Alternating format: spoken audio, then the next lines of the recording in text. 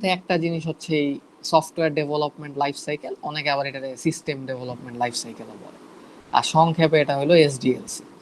So এই এসডিএলসি বা software development life cycle আমাদের মেইনলি বলে যে আমরা যখন একটা সফটওয়্যার প্রোডাকশন লেভেলে বানাবো, তখন আমরা আসলে কোন কোন স্টেপ ফলো করব। ঠিক আছে, সো এখানে স্টেপগুলোর নাম বলা আছে, বাট আমার মতে আমরা আর একটু ভিতরে গিয়ে পড়ি না, এখান থেকেই দেখি, সমস্যা নাই। সো আমরা মেইনলি যেটা করি যে তোমার হচ্ছে আমরা যখন একটা সফটওয়্যার বানাই, আহ, আমরা হচ্ছে কয়েকটা স্টেপে ওইটা বানাই। যেমন তোমরা এখন তোমাদের যে ক্লাস প্রজেক্ট গুলা করো বা কোর্স প্রজেক্ট গুলা করো, তোমরা যেটা করো যে তোমরা হচ্ছে ধরো একটা, তোমার আমি বললাম যে ধরো ই কমার্স একটা সফটওয়্যার বানায় দাও, তো তুমি যেটা করো ফার্স্ট একটা আইডিয়া করো, চিন্তা ভাবনা করো যে ই কমার্স প্রজেক্টে কি কি ফিচার থাকবে। ধরো খাতা একটু ডিজাইন ডিজাইন করে থাকতে পারো বা নোট টোট করতে পারো, দেন কি করো একটা একটা করে কোড করা শুরু করো। মানে তুমি কোনো সিকুয়েন্সিয়াল স্টেপ ফলো করো না, কিংবা কোনো প্রপার ওয়েতে ডিজাইন বা আর্কিটেকচারটা দাঁড় করাও না। তুমি হচ্ছে তোমার মতো একটা ইনিশিয়াল প্ল্যান করে জাস্ট একটা একটা করে কোড করো। সো এটা হলো আমাদের নর্মাল প্রসেস। বাট ইন্ডাস্ট্রিতে যদি আমরা এত অ্যামেচার ভাবে বা এত, মানে কি বলা যায় ওইটাকে, ক্যাজুয়াল ভাবে কাজটা করতে যাই, তখন আসলে অনেক রকমের প্রবলেম হয়। কারণ তোমাদের প্রজেক্টের যে স্কেলটা, ওইটার তুলনায় কিন্তু এই প্রোডাকশন লেভেল বা ইন্ডাস্ট্রি প্রজেক্টের স্কেলটা অনেক বড় থাকে। যেমন তুমি কি করো, তোমার যে কোর্স প্রজেক্টগুলো, এগুলো দেখা যায় 2-3 সপ্তাহ তুমি একজনই কাজ করে বানায় ফেলতে পারো। বাট ইন্ডাস্ট্রি লেভেলের প্রজেক্টে দেখা যায় একটা প্রজেক্টে প্রায় 30-40 জন লোক 6 মাস, 1 বছর, 1.5 বছর এরকম কাজ করে। ইভেন কোনো কোনো প্রজেক্টের ক্ষেত্রে আরো অনেক বেশি পরিমাণে কাজ করে। সো এই কারণে দেখা যায় ওইখানে যদি তুমি এরকম জাস্ট কিছু চিন্তা ভাবনা কইরা যে এই জায়গায় তো এই ফিচার হইতে পারে, এটা এমনি করা যায়, তো এইভাবে কিছু একটু প্ল্যান প্ল্যান করে কোড করা শুরু করে দিলে কাজ হয় না। সো আমাদের ইন্ডাস্ট্রিয়াল প্রজেক্টগুলো কিছু সুনির্দিষ্ট স্টেপ ফলো করতে হয়। তো প্রথমেই যে স্টেপটা আমরা ফলো করি ওইটা হইলো যে আমি যে প্রজেক্টটা বানাবো, ওই প্রজেক্টের রিকোয়ারমেন্ট গুলো আমি হচ্ছে ক্লায়েন্ট থেকে কালেক্ট। আর এই ক্ষেত্রে ক্লায়েন্ট হলো যে আমাকে প্রজেক্টটা বানাইতে দিছে। যেমন ধরো তুমি একটা সফটওয়্যার কোম্পানিতে ধরো ইঞ্জিনিয়ার হিসেবে আসো, তোমার এসে একটা ব্যাংকের ধরো ম্যানেজার এসে বললো যে ভাই আমার ব্যাংকের জন্য একটা অ্যাপ বানায়। তো তখন কি, সে হবে তোমার ক্লায়েন্ট। ঠিক আছে, সো ক্লায়েন্ট হলো মেইনলি যারা তোমাকে এই সফটওয়্যারটা বা প্রোডাক্টটা বানাইতে দিবে, অথবা যারা তোমার এই প্রোডাক্টটা বা সফটওয়্যারটা ইউজ করে, তারা হইলো ক্লায়েন্ট। ঠিক আছে, যেমন এই যে উবার পাঠাও, এগুলার ক্ষেত্রে ক্লায়েন্ট কারা? তাই যে কোম্পানি হচ্ছে তোমার এই জিনিসটা বানাইতে দিছে তারা, প্লাস হচ্ছে যারা এটা ব্যবহার করতেছি, যেমন আমরা সবাই। সো এইখানে মানে ক্লায়েন্টের ডেফিনেশনটা হইলো যে যারা তোমার সফটওয়্যারটা ইউজ করবে, বা যারা তোমার এই সফটওয়্যারটা ব্যবহার করে কোনো বিজনেস বা বিজনেস পারপাসে বা কোনো কাজে ওটাকে ইউজ করে। ঠিক আছে, তো তুমি ক্লায়েন্টের সাথে বসে তার কথা শুনবা যে ভাই আপনার এই সফটওয়্যারে বা প্রোডাক্টে কি কি জিনিস লাগবে। ঠিক আছে, সো এইভাবে তুমি কি করো যে তোমার প্রজেক্টের বা প্রোডাক্টের কিছু রিকোয়ারমেন্ট তুমি কালেক্ট করো। ঠিক আছে, দেন তুমি যেটা করো এই রিকোয়ারমেন্ট গুলাকে তোমার হচ্ছে একটা সুনির্দিষ্ট স্টেপের থ্রুতে, ধর অনেকগুলা কাজের মাধ্যমে এই রিকোয়ারমেন্ট গুলাকে প্রসেস করতে হয়, ডিজাইন করতে হয়, ডায়াগ্রাম বানাইতে হয়। দেন এভাবে যেটা হয় যে তুমি অ্যাকচুয়াল সফটওয়্যারে কি কি করবা, ওইটার একটা পুরা বলতে পারো ব্লু প্রিন্টের মতো তৈরি হয়ে যায়, যে একদম A to Z তুমি জানো যে সফটওয়্যারে এখন কি করো। তো এই যে প্রসেসটা না, এই প্রসেসটারে আমরা বলি হচ্ছে তোমার রিকোয়ারমেন্ট অ্যানালাইসিস বা সফটওয়্যার রিকোয়ারমেন্ট স্পেসিফিকেশন বা এসআরএস। বা তুমি মানে আরেকটু যদি এলাবোরেটলি লেখো, তুমি এটা রিকোয়ারমেন্ট অ্যানালাইসিসও বলতে পারো। এই যে এই ধাপটা, ঠিক আছে। সো এই ধাপেও আমরা হচ্ছে কি করি, রিকোয়ারমেন্টের অ্যানালাইসিস করি আর কিছু ডিজাইন করি। সো এর পরে দেখবা যে তোমার ডিজাইন নামে আরেকটা ধাপ আছে। হ্যাঁ, লেখাটা একটু কষ্ট এই ল্যাপটপের মাউস দিয়ে, সো এই কারণে আমি যত কম লেখা যায় ওটাই চেষ্টা করি। সো এইখানে দেখো, আমি তো ওইখানেই বললাম যে তুমি ক্লায়েন্ট থেকে রিকোয়ারমেন্ট নিবা, দেন ওগুলো অ্যানালাইসিস করবা, কিছু ডিজাইন করবা, তাহলে পরবর্তীতে আবার কেন একটা ডিজাইনের কথা চলে আসলো, তাই না? সো মেইনলি এই দ্বিতীয় ধাপের যে ডিজাইনটা না, এটা হলো মেইনলি টেকনিক্যাল ডিজাইন আর কি। তো তুমি এইখানে যত অ্যানালাইসিস ডিজাইন করছো, ওগুলো হলো একটু নন টেকনিক্যাল ওয়ে। যেমন ধরো তোমার আমি বললাম এই সফটওয়্যারে এই ফিচার আছে, তুমি ধরো ওগুলার একটা ডায়াগ্রাম বানাই যে কোন ফিচারে ইনপুট হিসেবে কি আসবে। এই এটা কি, কোন ফিচারে ধরো ইনপুট হিসেবে কি আসবে আর আউটপুট হিসেবে কি যাবে, এভাবে তুমি ধরো একটা ডায়াগ্রাম দিয়ে ডিজাইন করে ফেললা। তারপরে ধরো এরকম দ্বিতীয় ফিচার আছে, ওইটা কি হইলো কি হবে এরকম। সো এটা কাইন্ড অফ কিন্তু একটা বলতে পারো যে নন টেকনিক্যাল ওয়েতে ডিজাইন করা বা হাই লেভেল থেকে ডিজাইন করা। ঠিক আছে, সো দ্বিতীয় যে ধাপটা না, এই ধাপে মেইনলি তুমি আরেকটু টেকনিক্যাল দিকে যাও।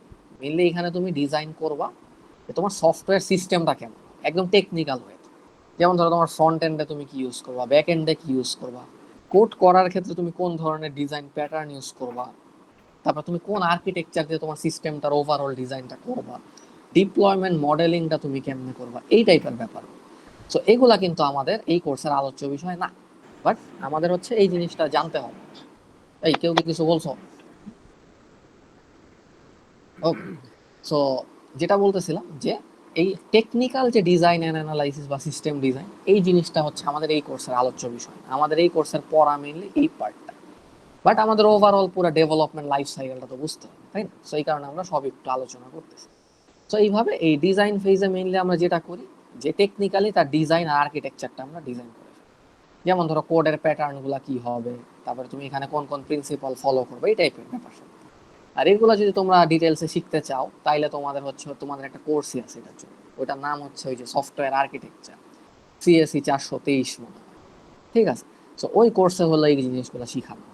আর তোমরা এই জিনিসটা হয়তো শুনে থাকো যে ওই যে বড় বড় অর্গানাইজেশন গুলো যেমন গুগল, মাইক্রোসফট, এরা এরা যখন ইঞ্জিনিয়ার হিসেবে সিনিয়র লেভেলে লোকজন নেয়, তখন ওরা কিন্তু তোমার এই সিস্টেম ডিজাইন ইন্টারভিউটাই, ওইখানে মিললে তোমার এই যে আর্কিটেকচার ডিজাইন, সিস্টেম ডিজাইন এগুলা করতে হয় একটা প্রজেক্টের জন্য আর কি। তোমার ধরো একটা 2-3 পেজের রিকোয়ারমেন্ট সিনারিও দিয়ে দিবে, যে বলবে এই সফটওয়্যারটা আমার বানাইতে হবে। দেন তোমাকে ধরো 1-2 ঘন্টা টাইম দিয়ে বলবে এটার একটা আর্কিটেকচার ডিজাইন করে দাও বা সিস্টেম ডিজাইন করে দাও। তো ওইটাই যারা ভালো ডিজাইন করে তাদেরকে চাকরি দেবে, এরকম আর কি ব্যাপার। ঠিক আছে। আর এই জিনিসগুলাতেই মেইনলি হচ্ছে তোমার ওই যে তুমি যে শিখতেছো বা তোমার যে লার্নিংটা ওইটাকে অ্যাপ্লাই করার সুযোগটা থাকে। তাহলে এখন যে কোডিং এর ব্যাপার স্যাপার আছে এগুলো তো সব এআই করে দিতে পারে, তাই না? এআই রে জাস্ট তুমি বলে দিবা প্রম্পট, এআই হলো করে দেবে। বাট এই আর্কিটেকচার ডিজাইন বা এই জিনিসগুলা করার মতো অ্যাডভান্সমেন্ট এখন এআই তে আসে না। তো এই জায়গাগুলাতেই হইলো মেইনলি হচ্ছে, যদি তোমরা বলো না এআই যে চাকরি খেয়ে দিবে, এটা ট্রু। এআই চাকরি খাবে হইলো ওই যে ডেভেলপার বা প্রোগ্রামার লেভেলের লোকজন। বাট এরকম ধরো সিস্টেম ডিজাইন যারা করে বা সলিউশন আর্কিটেক্ট যারা, এই টাইপের পজিশন গুলাই হচ্ছে মানে অপরচুনিটি আরো বাড়বে। ঠিক আছে। তো কারণ কি, তখন তোমার আরো বেটার বেটার সিস্টেম ডিজাইন করতে হবে যেখানে তুমি এআই রে ইনকর্পোরেট করতে পারো বিভিন্ন জায়গায়। যেন তোমার ওই যে কোড করার যে পার্টটা, ওটা ধরো একটা এমএচআর ডেভেলপারে না দিয়ে তুমি ধরো এআই এজেন্টকে দিয়ে দিতে পারো। সো এই টাইপের ব্যাপারগুলাতে কিন্তু তোমার যত স্কিল ডেভেলপ করবা ফিউচারের জন্য তত ভালো। ওকে, যাই হোক। সো আমরা দেখো কি কি করলাম। আমরা হলো সফটওয়্যারটা রিকোয়ারমেন্ট অ্যানালাইসিস করে ফেললাম ক্লায়েন্ট থেকে রিকোয়ারমেন্ট নিয়ে। দেন আমরা ওইটার একটা টেকনিক্যাল ডিজাইন করে ফেললাম যে আর্কিটেকচার কেমন হবে, কোডিং প্যাটার্ন গুলা কেমন হবে। তো এখন কি, আমার মোটামুটি পুরা জিনিসটা ডিজাইন করা তো শেষ, তাই না? তো এখন আমি যেটা করব সেটা হলো এখন পুরা সফটওয়্যারটা আমি কোড করে ফেলবো। ঠিক আছে। সো পুরা সফটওয়্যারটা আমি কোড করে ফেলবো। আর এই ধাপটাকে আরেকটা নামে ডাকা, ওইটা হলো ইমপ্লিমেন্টেশন। মানে ইমপ্লিমেন্টেশন আর কোডিং হলো আসলে সেম জিনিস বুঝো। ঠিক আছে। তো এরপরে যে ধাপটা আছে, ওই ধাপটা দেখো, এই ধাপটা হচ্ছে আমরা সাধারণত আমাদের যে এতদিন পর্যন্ত কোর্স প্রজেক্ট বা ওই যে ক্যাপস্টোন ট্যাপস্টোন করে আসছে এগুলাই লাগে। ওইটা হইলো যে তোমার টেস্টিং। কারণ আমাদের কিন্তু খালি কোডটা চালায় দিলে, মানে ধরো একটা সফটওয়্যার বানাইলে ওইটার ফিচার গুলো মোটামুটি ঠিক মতো কাজ করলেই হয়ে যায়, তাই না? তো আমরা আসলে টেস্ট করি কি সফটওয়্যারটা, ধরো নিজেরাই 2-3টা ইনপুট দিই। ধরো কোনো একটা ইনপুট ফিল্ড আছে, এখানে নিজেরা 2-3টা ইনপুট দিয়ে টেস্ট করে দেখি যে আউটপুট ঠিক আছে। বাট ইন্ডাস্ট্রিতে কিন্তু এত অ্যামেচার ভাবে আসলে টেস্টিং করা হয় না। ওইখানে যেটা করা হয় যে যত রকমের কর্নার কেস আছে, যত রকমের কেস আছে, সব কিছু দিয়ে টেস্ট করা হয়। এবং এটার একটা এক্সাম্পল আমি দিতে পারি, যে তোমরা অনেকে ওই যে প্রোগ্রামিং কন্টেস্ট করছো না বা এখনো করো না। সো ওই যে সাইটগুলো আছে যেমন কোড ফোর্সেস বা লিড কোড, এগুলাই কিন্তু তুমি দেখবা যে একটা ধরো প্রবলেমের কোড যখন তুমি লিখে দাও, দেন যেটা হয় সেটা হচ্ছে যে তোমার ওই রকম ধরো 50টা বা 100টা টেস্ট কেস থাকে। তো ওগুলার কিছু ফাইল লেখা থাকে ফাংশনের মতো করে। তুমি যে প্রোগ্রামটা আপলোড দিছো ওই প্রবলেমের সলিউশন হিসেবে, ওই 50 বা 100টা টেস্ট কেস হচ্ছে ওই প্রোগ্রামের মধ্যে চালানো হয় অটোমেটিক ভাবে। দেন দেখে যে 100টা টেস্ট কেসই পাস করছে, এবং প্রতিটা টেস্ট কেসে যত রকমের কর্নার কেস আছে, যত রকমের ইনপুটের অপশন আছে, সবকিছু দিয়ে টেস্ট করা। ঠিক আছে। সো এইটা হলো অটোমেটিক টেস্টিং এর প্রসেস। সো আমরা যখন এই ইন্ডাস্ট্রিতে সফটওয়্যার বানাই বা প্রোডাকশন লেভেলে বানাই, তখন একটা ফিচার বানায় ফেললেই ওইটাকে ধরো 2টা ইনপুট দিয়ে টেস্ট করলেই হবে না।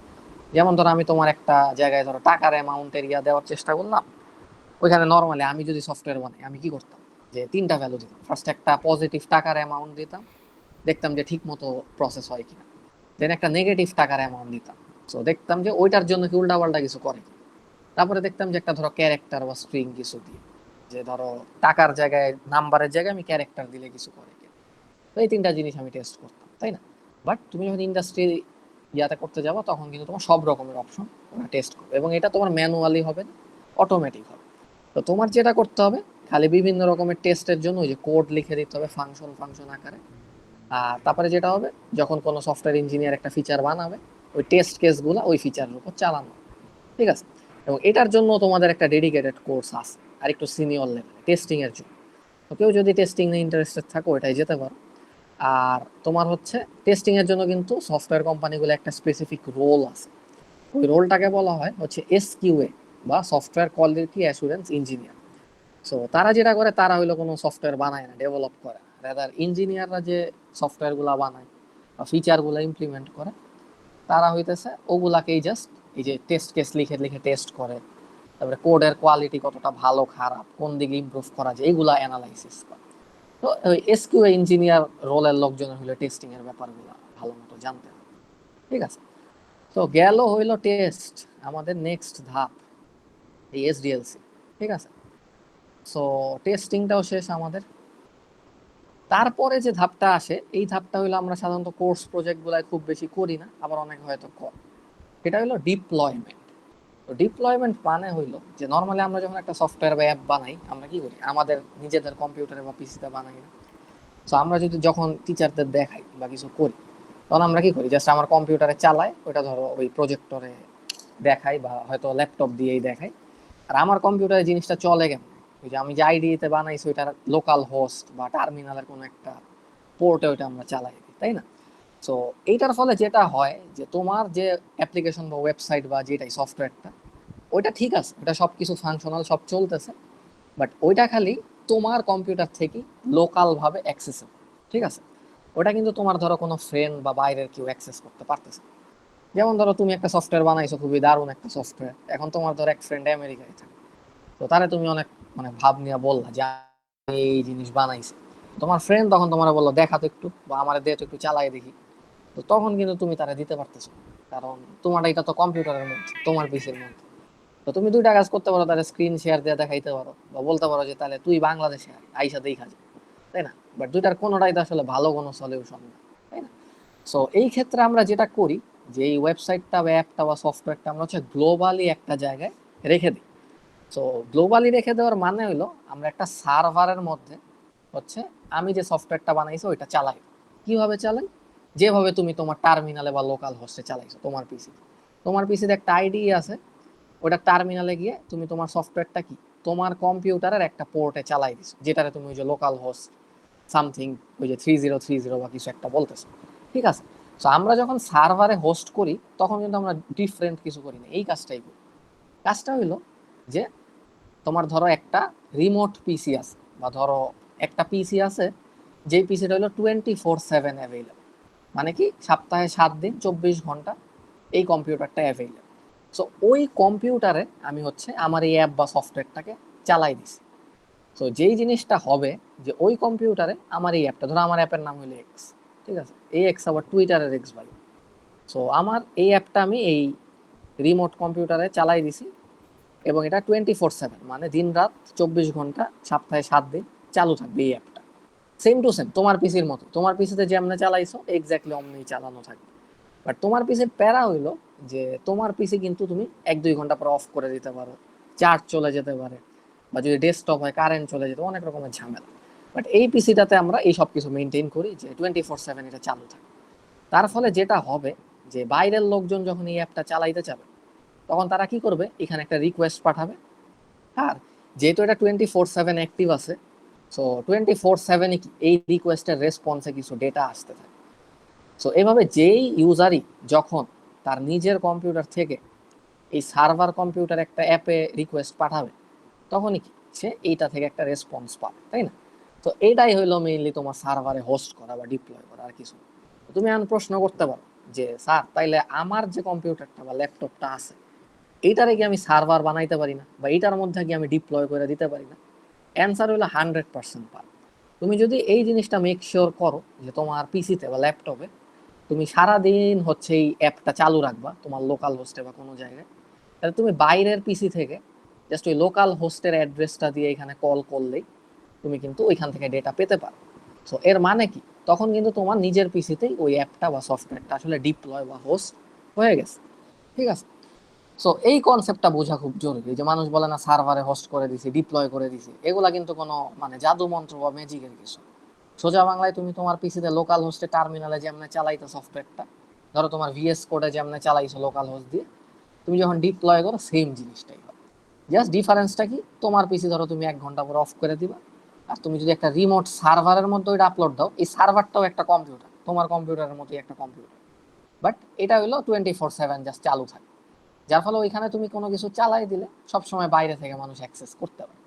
আর এই সেম জিনিস তুমি তোমার পিসিতে যদি গ্যারান্টি দিতে পারো, তাহলে তোমার পিসিও একটা সার্ভার হিসেবে কাজ করতে হবে। ঠিক আছে, গেল। সো এটা হলো আমাদের নেক্সট ধাপ, যে ডিপ্লয়মেন্ট বা হোস্টিংটা আমি করে দিই। ঠিক আছে। এই এত কিছু লেখা যাইতেছে না, এই কঠিন লেখা ল্যাপটপ। সো ডিপ্লয়মেন্ট বা হোস্টিং আমাদের শেষ। সো এটা হলো আমাদের কত নাম্বার ধাপ? 5 নাম্বার ধাপ। ঠিক আছে। তো লাস্ট আমাদের যে ধাপটা আছে ওইটাকে আমরা বলি হচ্ছে মেইনটেনেন্স। ওকে। সো মেইনটেনেন্স জিনিসটা হইল যে একটা সফটওয়্যার আমরা যখন বানাই ফেলি তখনই কিন্তু তার কাজ আসলে শেষ না। ঠিক আছে। যেমন তোমরা আর কি, যেমন কোর্স প্রজেক্টের ক্ষেত্রেই বলো, তোমরা হচ্ছে বানাও মেইনলি মার্কস পাওয়ার জন্য।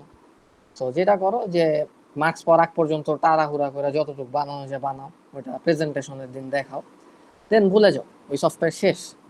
বাট রিয়েল লাইফ বা প্রোডাকশন লেভেল সফটওয়্যার কিন্তু এমন না, যে ধরো একটা কোম্পানির একটা সফটওয়্যার বানাই দিছি, তারপরের দিনই কাজ শেষ, ওটা আজীবন সে ব্যবহার করতে পারে, তাই না?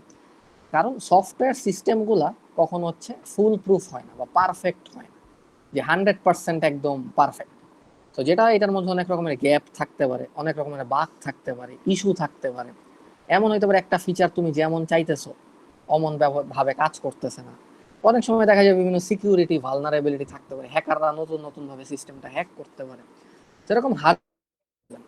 তো যেটা হয় যে একটা সফটওয়্যার যখন তুমি বানাই দিবা, তখন তোমার আসলে কাজ শেষ না, বরং কাজ শুরু। কারণ কি, এখন কন্টিনিউয়াসলি তোমার এই সফটওয়্যারটা মেইনটেইন করতে হবে। ঠিক আছে। এবং এই সফটওয়্যারটা মেইনটেইন করার ক্ষেত্রে তোমার যেটা করে, যে ধরো মেইনটেনেন্স অ্যাক্টিভিটির মধ্যে তাহলে কি কি হইতে পারে, যে ধরো তোমার যত রকমের বাগ বা ইস্যু আছে বা ভালনারেবিলিটি আছে এগুলা ফিক্স করা, নতুন কোনো ফিচার অ্যাড করা, কোনো একটা ফিচার বর্তমানে যেমন কাজ করে ওটা ডিফারেন্ট ওয়েতে কাজ করানো, বা কোনো ফিচার রিমুভ করা, এরকম ব্যাপার। এই যে দেখো না, বড় বড় সাইট যেমন ফেসবুক, মেসেঞ্জার, এরা কি 2-3 দিন পর পরই হচ্ছে তোমার ইয়া করতে থাকে আর কি, যে মানে আপডেট আসতে থাকে নতুন নতুন, তারপর তুমি কি অ্যাপে আপডেটটা দাও। তার মানে কি, ওরা কিন্তু সফটওয়্যারটা বানায় রেখে দেয়, ওটা প্রতিনিয়ত আপডেট করতেছে, চেঞ্জ করতেছে। ঠিক আছে। সো এই স্টেপটাতেই হইলো আমাদের দেখা যায় সবচেয়ে বেশি টাইম যায় আসলে, এই যে মেইনটেনেন্সের যে ফেজটা। ঠিক আছে। সো মেইনটেনেন্সে দেখা যায় একটা সফটওয়্যার তুমি 1 বছর লাগায় বানাইছো, বাট ওই সফটওয়্যারটা ধরো ক্লায়েন্ট তোমার 10 বছর লাগায় বিজনেস করলো, ব্যবহার করলো, তখন কি 10 বছরও এটার মেইনটেনেন্স লাগে। ঠিক আছে।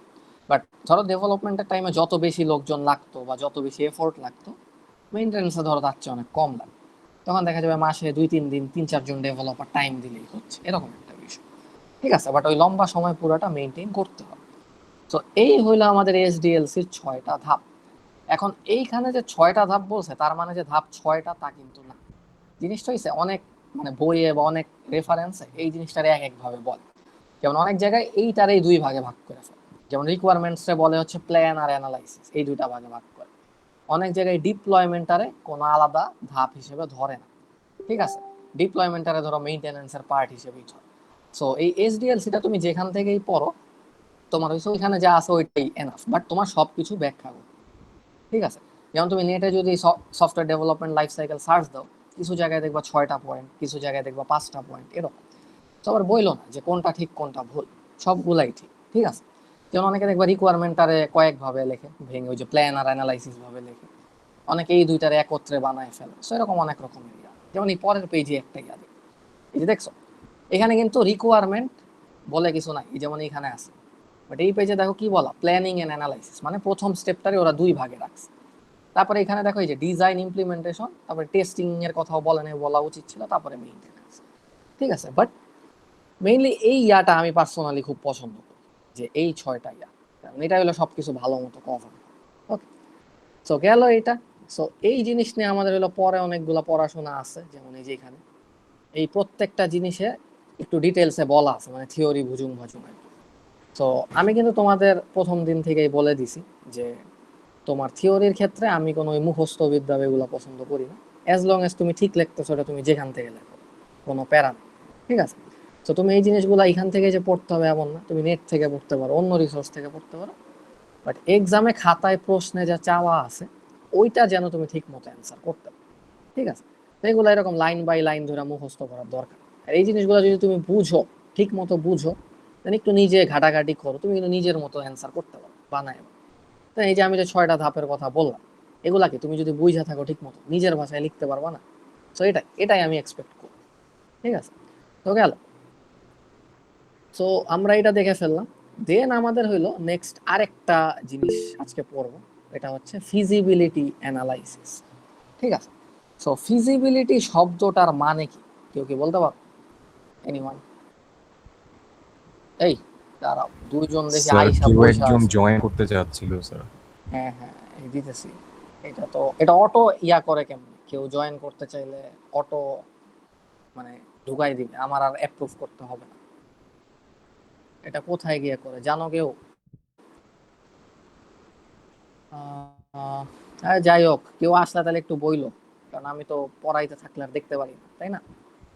ওকে, যাই হোক, আবার শেয়ার দিই। তো যেটা বলতেছিলাম, ওই যে ফিজিবিলিটি, ফিজিবিলিটি শব্দটার মানে কি, কেউ কি বলতে পারো? Sir probability. প্রবাবিলিটিও পুরাপুরি না, বাট কিছুটা মিলে, মানে কাছাকাছি, বাট আরেকটু স্পেসিফিক যদি করতে পারো ভালো হয়। যে আমরা অনেক সময় এমন বলি না যে এই কাজটা করা ফিজিবল কিনা এটা দেখতে হবে, এরকম বলি না? তো ওইখানে ফিজিবল মানে কি? স্যার সম্ভব কিনা কাজটা করা সেটা। হ্যাঁ, কাইন্ড অফ, হ্যাঁ, সম্ভব কিনা বা পসিবল কিনা, বা আরেকটা শব্দ আমি ব্যবহার কতটুকু করি। ইজিলি করা যাবে একটা কাজ, কতটুকু কনভিনিয়েন্ট ভাবে। হতে পারে। সো এইটাই, মানে কাজটা কি করা সম্ভব কিনা, কাজটা করা কতটুকু পসিবল। আর আমি আরেকটা বাংলা শব্দ ইউজ করি, যেটারে বলি হচ্ছে বাস্তবায়নযোগ্য, মানে এই কাজটা করাটা কতটুকু বাস্তবায়নযোগ্য, মানে কতটুকু সম্ভব, ঠিক আছে। সো তার মানে ফিজিবিলিটি শব্দটা আমাকে বোঝায় যে একটা কাজ যখন আমি করব, তখন আমার আসলে ওইটার কতটুকু করা সম্ভব, বা কতটুকু আমি আসলে পারবো এক্সিকিউট করতে পারবো। সো আমার কাজের স্কোপটাকে সে বুঝায়, ঠিক আছে। সো কেন এই জিনিসটা আমরা আলাপ করি, এটা খুবই একটা ইন্টারেস্টিং বিষয়। যেমন আমরা যখন একটা সফটওয়্যার বানাই, যেমন ধরো কথার কথা, তুমি হচ্ছে একটা স্ট্রিমিং প্ল্যাটফর্ম বানাও, ঠিক আছে। সো স্ট্রিমিং প্ল্যাটফর্মের তো অনেক এক্সাম্পল তোমরা দেখছো, তাই না? যেমন ধরো একটা হচ্ছে ইউটিউব, একটা হচ্ছে নেটফ্লিক্স। তারপর আবার বাংলাদেশেও কিন্তু কিছু স্ট্রিমিং প্ল্যাটফর্ম রিসেন্ট টাইমসে আসছে, যেমন ওই যে হইচই বা এরকম কিছু আছে, ওই যে বঙ্গ টিভি নাকি কি জানি, এরকম দুই একটা আছে আর কি। সো এখন তুমি আমার একটা জিনিস একটু চিন্তা করে বলো, যে নেটফ্লিক্সের যে কোয়ালিটি, বা নেটফ্লিক্সে যত ফিচারের অপশন আছে, বা ইউটিউবে যত ফিচারের অপশন বা কোয়ালিটি আছে, তোমার ওই হইচই বা ওই টাইপের বাংলাদেশি সফটওয়্যারে কত কিছু আছে? অ্যান্সারটা কিন্তু ক্লিয়ারলি না, তাই না? বাট সবগুলাই কিন্তু স্ট্রিমিং প্ল্যাটফর্ম, এবং সবগুলাই কিন্তু ঠিক মতোই কাজ করতেছে। বাট নেটফ্লিক্সে তুমি গিয়ে হয়তো দেখবা যে অনেক এক্সট্রা ফিচার্স আছে, ইউটিউবে ধরো অনেক রকমের এক্সট্রা ফিচার্স আছে, এবং এগুলাই দেখবা যে তোমার অনেক, বলা যায় kind of scalable system. Scalable মানে হইলো যে লাখ লাখ লোক, মানে লাখ লাখ লোকজন যখন একসাথে ইউজ করবে জিনিসটা, তখন এটাই কোনো প্যারা হবে। যেমন নেটফ্লিক্স দেখবা যে একই সময় কয়েক হাজার বা কয়েক লাখ মানুষ চালাচ্ছে, বাট দিন শেষে কিন্তু ওর স্ট্রিমিং কোয়ালিটিতে কোনো প্রভাব পড়ে না। বা নেটফ্লিক্সের ওই সাজেশন অ্যালগোরিদম গুলা কিন্তু খুবই ভালো মতো ডিজাইন করে। সো এই জিনিসটা কিন্তু আবার তুমি হইচই বা এগুলাই পাবা। আবার ইউটিউবের ক্ষেত্রেও সেম, ঠিক আছে। আবার কোনো এটাই দেখবো ইউটিউবে যেমন মনেটাইজেশনের অনেক রকম স্কিম আছে, যেমন অনেক রকম ভাবে অ্যাড সেট করা যায়। দেন এখন আবার কি কি জানি ওই তোমার হচ্ছে এক্সট্রা পেইড সাবস্ক্রিপশন টাইপের আছে, ওই যে কি জানি বলে না, ভুলে গেছি নামটা। যে তুমি চ্যানেলে সাবস্ক্রাইব তো করতেই পারবা, সাথে আবার ধরো কোন একটা প্রিমিয়াম সাবস্ক্রিপশন নেওয়া যায় কিছু টাকা পয়সা দিয়ে, তো ওদেরকে এক্সট্রা কিছু ফিচার টিচার দেয়, ধরো তাদেরকে ভিডিও, এক্সট্রা ক্লিপস, বা আরো কি কি জানি ওই যে লাইভ স্ট্রিমিং কি কি জানি করে। সো এই যে এই জিনিসগুলা কি সফটওয়্যারে ইমপ্লিমেন্ট করতে হয়। তো এখন একটা জিনিস বলো, যে তুমি নিজেই দেখতেছো দুইটা সফটওয়্যারের মধ্যে আকাশ পাতাল ডিফারেন্ট, হইচইয়ের মধ্যে আর নেটফ্লিক্সের মধ্যে, বা দুইটারই তো তুমি স্ট্রিমিং প্ল্যাটফর্ম বলতেছো, তাই না? তো এখন যদি তোমার আমি একটা বানায় দিতে বলি যে তুমি আমার একটা স্ট্রিমিং প্ল্যাটফর্ম বানায় দাও, তাহলে তুমি কি আসলে নেটফ্লিক্স বানাবা নাকি আগে হইচই বানাবা, কোনটা বানাবা? এটা কি কেউ আমারে বলতে পারো যে কোনটা আসলে বানানো বেটার হবে আমাদের জন্য? স্যার আগে তো হইচই বানানো বেটার হবে, তারপর কেন? এটাকে ডেভেলপমেন্ট করা যাবে। আচ্ছা, তো তুমি চাইতেছো যে আগে একটা ছোট কাজ করে দেন হচ্ছে তুমি ওইটার উপর ভিত্তি করে একটা কমপ্লেক্স বা একটু বেটার ডিজাইনে যাবে নাকি? জি স্যার। ঠিক আছে, ওকে, এটা একটা হইতে পারে, এটা কোনো বিষয় না, এটা ঠিক। বাট ধরো তোমাকে আমি একটা সফটওয়্যার কোম্পানি ধরো সিইও বানাই দিছি, ঠিক আছে? এখন যদি তোমার ক্লায়েন্ট এসে বলে ভাই আমার একটা স্ট্রিমিং প্ল্যাটফর্ম বানায় দেন, তো তখন তুমি আসলে কি চিন্তা করে কোন দিকে যাবে? যে তুমি কি নেটফ্লিক্স এর দিকে যাবে না হইচই এর দিকে যাবে, এবং কি চিন্তা করে তুমি ওদিকে যাবে, এটা একটু বলো কেউ একজন। কে বলতে চাও, বা কারো কি কিছু মনে হয় এটা নিয়ে? এই তখন তো ভালোটার দিকেই যাইতে হবে, যেটা ভালোটার দিকে বেটার। যেতে হবে। আচ্ছা, এখন ধরো তোমার ক্লায়েন্ট বললো যে ভাই আমাকে 6 মাসের মধ্যে এটা বানায় দাও। কিন্তু তুমি এখন অ্যানালাইসিস করে দেখলা নেটফ্লিক্স টাইপের কিছু বানাইতে হইলে তোমার ডেভেলপার ধরো আছে 50 জন কোম্পানিতে, বাট তোমার হচ্ছে 100 জন ডেভেলপারে 2 বছর কাজ করা লাগবে নেটফ্লিক্স টাইপের কিছু বানাইতে চাই। সো তুমি এখন কি বলবো বলো?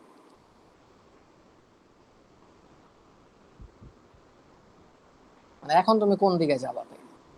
তুমি কি ভালোর দিকে যাবা না খারাপের দিকে?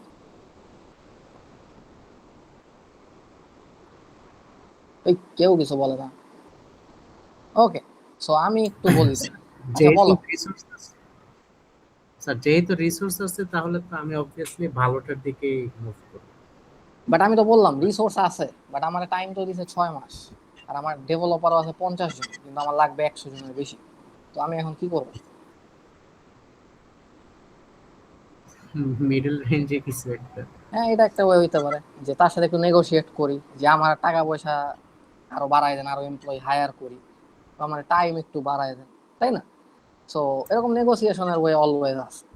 তো আমি এবার একটু ক্ল্যারিফাই করি যে জিনিসটা ঠিক আছে, সবাই যা বলছো সবই ঠিক আছে, বাট যখন আমরা প্রোডাকশন লেভেল একটা সফটওয়্যার ডিজাইন করতে যাব, তখন আমাদের আসলে মেইন উদ্দেশ্যই থাকে সফটওয়্যার কোম্পানিগুলোর একটা।